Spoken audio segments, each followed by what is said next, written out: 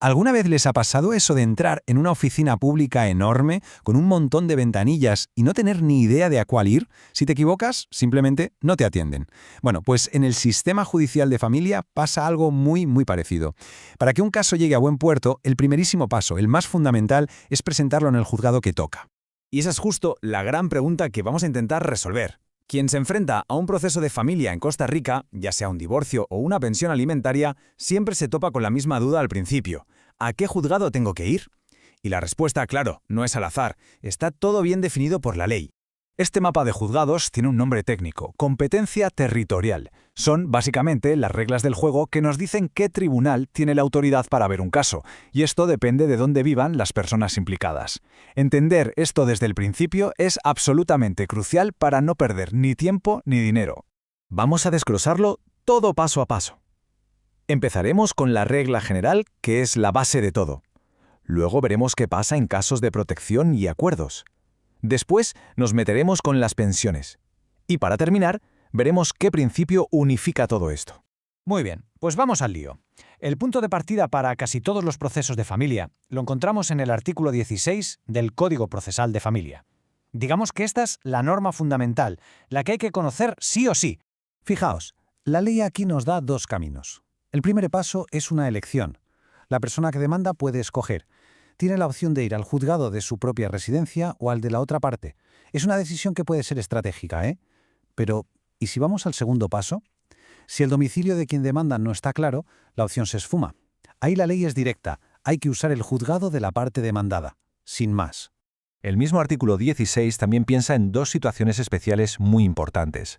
La primera, ¿qué ocurre si ninguna de las partes vive en el país? Pues la ley lo soluciona asignando un lugar central, los juzgados del primer circuito de San José. Y la segunda, que es clave, si el centro del debate es un derecho de una persona menor de edad, como puede ser la custodia, la regla general cambia por completo.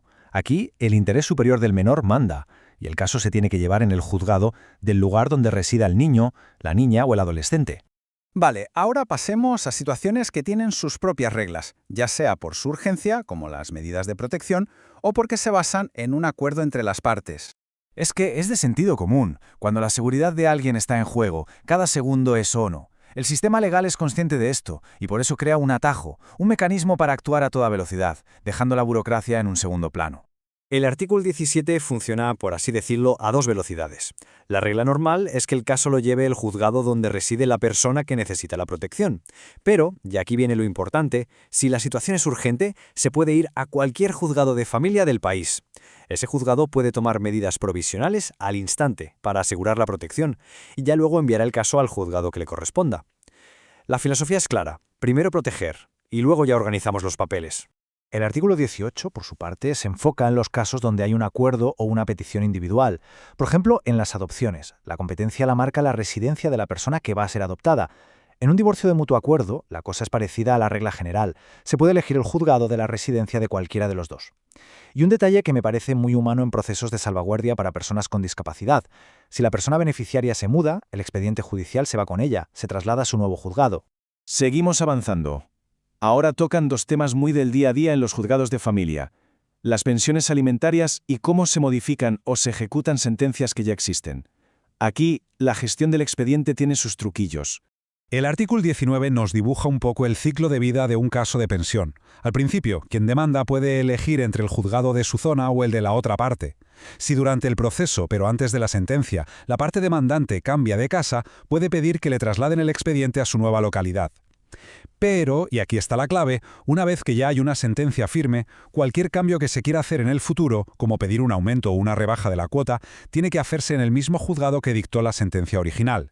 Esta frase sacada directamente del artículo 20 lo deja clarísimo. Es la clave para entender cómo se ejecutan o modifican acuerdos sobre la custodia o las visitas. La ley pone el foco, sin dudarlo, en la persona beneficiaria, que normalmente es un menor. Su residencia actual es lo que importa. Es la que manda. Entonces, el proceso es bastante lógico. Si se quiere cambiar una sentencia sobre custodia porque, oye, las circunstancias de la vida han cambiado, no hay que volver al juzgado que la dictó hace años. No, hay que ir al juzgado de donde vive el menor ahora. Se presenta allí la solicitud, se adjunta una copia certificada de la sentencia anterior y este nuevo juzgado se encargará de todo. Bueno, después de este recorrido por los artículos, seguro que ya se empieza a ver un patrón. Aunque hay reglas distintas para cada situación, en el fondo hay como un hilo conductor, un principio que une casi toda la lógica de la competencia territorial en los asuntos de familia. Y esta tabla los resume a la perfección, ¿verdad? Es que el patrón es evidente. Da igual si hablamos de un proceso general, de los derechos de un menor, de una medida de protección o de ejecutar un acuerdo, la palabra que se repite una y otra vez es residencia. La residencia de las partes, la del menor, la del beneficiario. Lo que la ley busca en el fondo es que la justicia esté cerca de la gente, sobre todo de la gente más vulnerable.